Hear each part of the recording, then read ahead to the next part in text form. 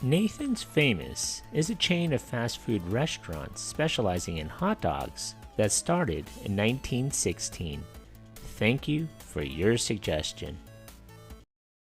One of the biggest attractions at Coney Island first appeared back in 1916. And from the very beginning, people got a kick out of them because the juicy beef goodness of Nathan's Franks was laced with secret spices that gave them a special snap. Today, nothing has changed. So for that authentic, old-time Coney Island taste, hello, my Coney Isle, original Coney Isle. Hello, my Nathan's Famous Franks.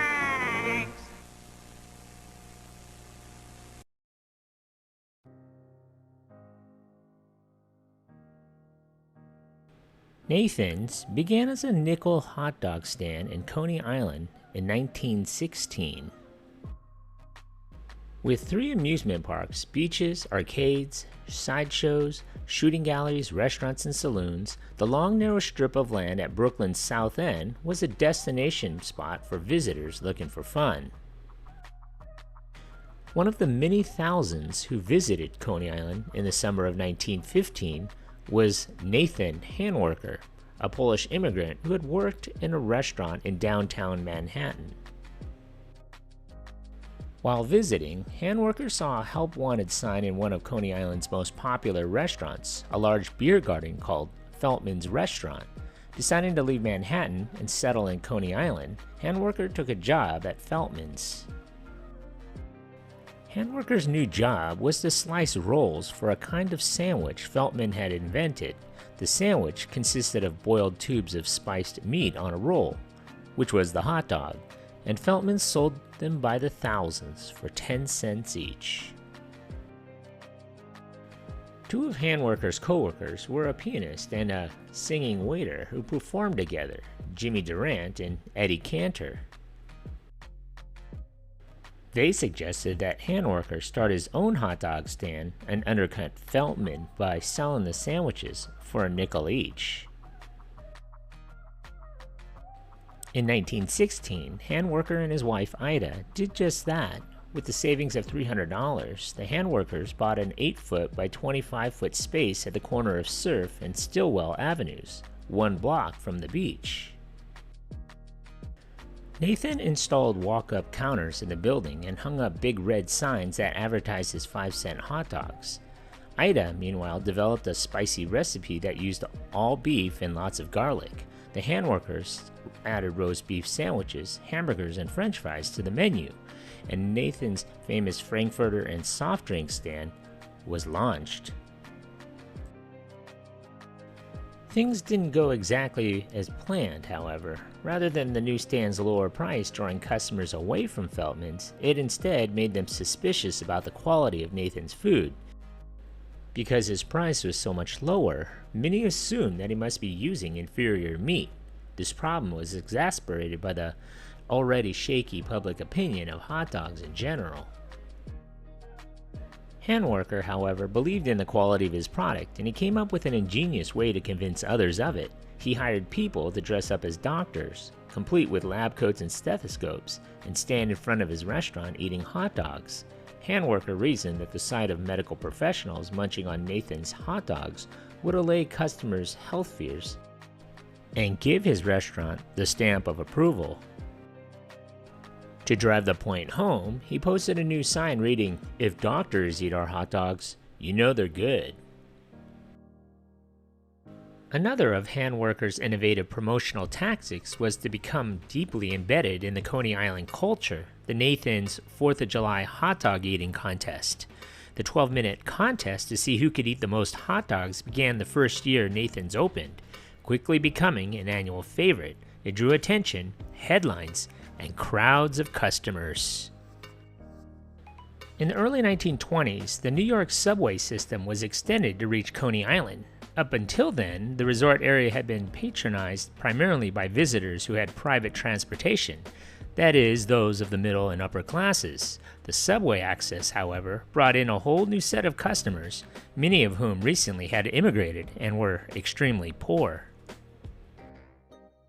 Jumping at the new opportunity afforded them, these New Yorkers fled the miserably hot city in droves each weekend for a visit to the seaside. The Coney Island crowd swelled dramatically from approximately 500,000 visitors per day to more than 1 million per day.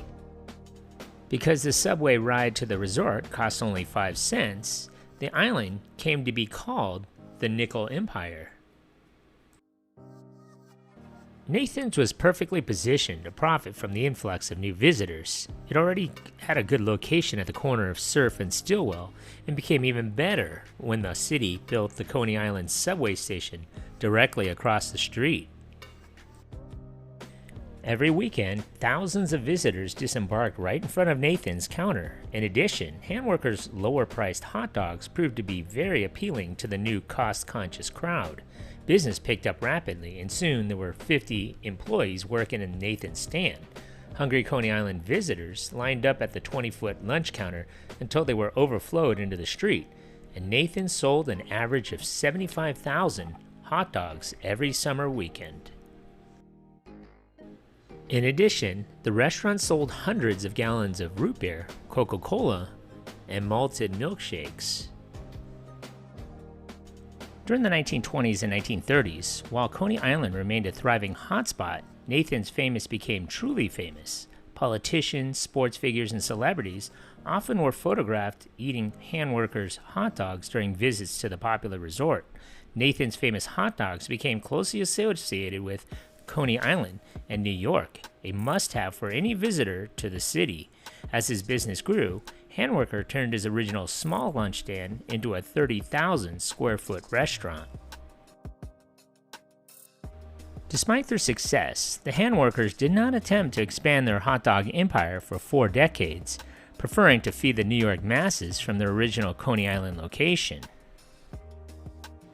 In the mid-1950s, however, Handworker's family convinced them to open another Nathan's hot dog stand on Long Island, which had become a popular residential spot after World War II. The expansion of the chain was overseen by Nathan Handworker's son, Murray Handworker.